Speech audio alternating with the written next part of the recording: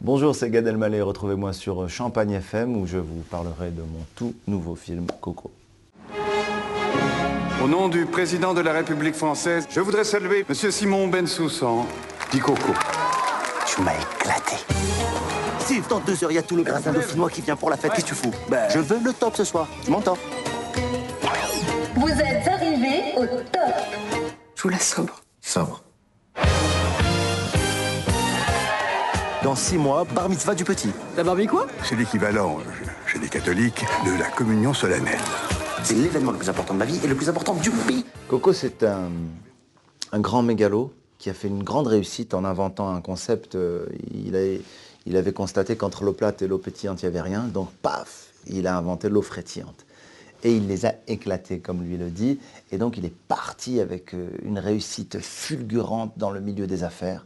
C'est quelqu'un qui, à la fois, est complètement dans la démesure, qui est mégalomane, mais en même temps qui a un grand cœur et qui a des valeurs de famille très importantes.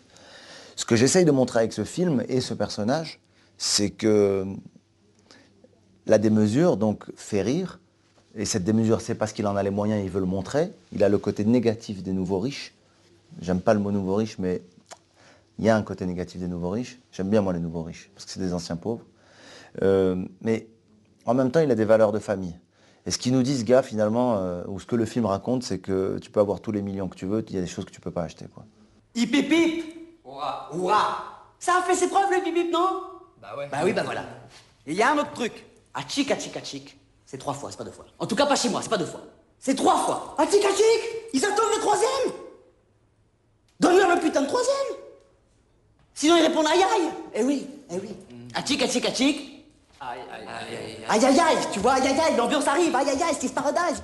Steve est un ambitieux parce que Steve, c'est le cousin de Coco et que Steve n'a Dieu que pour Coco. Il rêve en tout cas d'organiser la bar mitzvah de son neveu, donc du fils de Coco, Samuel. Il rêve que Coco lui donne ce contrat, quoi. Lui donne à organiser cette bar mitzvah. Seulement voilà, pour Coco, Steve est trop petit. Coco, il veut les Américains. Mais Steve est américain. I am American. C'est qui le plus fort du monde qui peut soulever des voitures? C'est papa. Et avec qui elle va se marier, ma fifi? Avec papa. Oui, oui, oui. J'ai envie de voir ta tête le jour où on va te ramener un boyfriend. Ouais, ça va, tant qu'elle me ramène pas un boyfriend, ça va. T'es gonflé, quand tu m'as connu, je suis pas juive. Hein. Mais ça n'a rien à voir. Et pourquoi? Parce que toi, ça n'a rien à voir. Toi, t'es la femme de ma vie, toi, t'es la mère de mes enfants, t'es mon pote, ma maîtresse, t'es mon GPS, ma boussole. C'est une fille de bonne famille, bien élevée, qui est dû tomber folle amoureuse de Coco, qui s'est même convertie à sa religion par amour, qui lui a fait 2 beaux enfants, qui aime vraiment son mari, mais qui pète un câble, qui n'en peut plus parce qu'il est dans un délire mégalomaniaque à cause d'une bar mitzvah. C'est une histoire que tout le monde connaît. Lieu de la fête, le Stade de France. Ce que je voudrais, c'est que mon fils, il vole. Je veux juste qu'il vole. Il vole! Que les gens ils disent, c'est un fou, Coco, son fils, il vole! Oh non! C'est dur de monter des films. Et quand on a un budget conséquent, c'est génial parce que ça donne du temps, ça donne de la liberté, puisque ce qui coûte le plus cher au cinéma, c'est le temps. Et pour un premier film, il faut du temps, parce qu'on sait moins que des réalisateurs qui ont fait des choses. Donc ça, c'était un grand confort. Mais en même temps, il fallait de l'argent.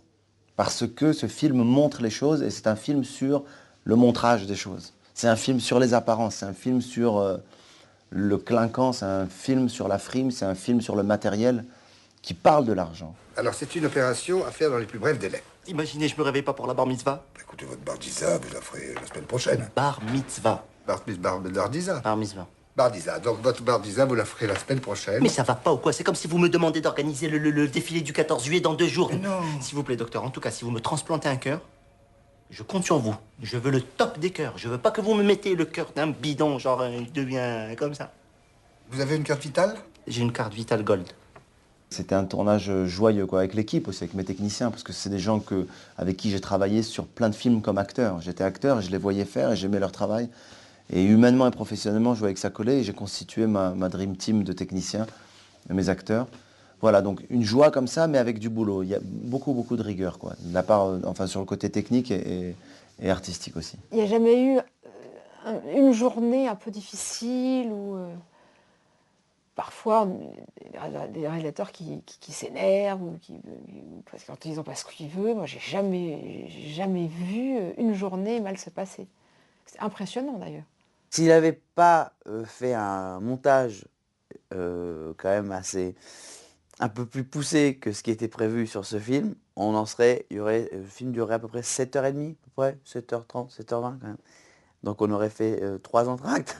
C'est moi encore, chérie. C'est le 17e message que je te laisse. Envoie-lui un petit message ou un petit M&M's.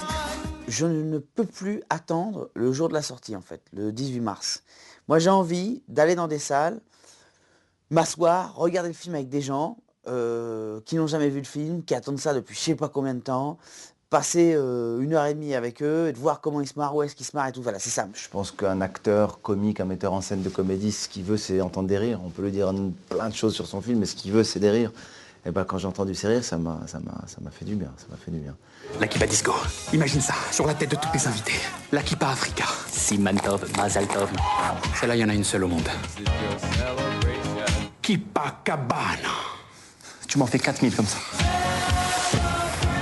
Je t'en prie, qu'est-ce que tu fais là? Tu es en train de rouler à 2 à l'heure comme un Jean-Jacques là, comme ça. Avance, bouge. Mais il y a des flashs, monsieur Coco. Eh ben, souris.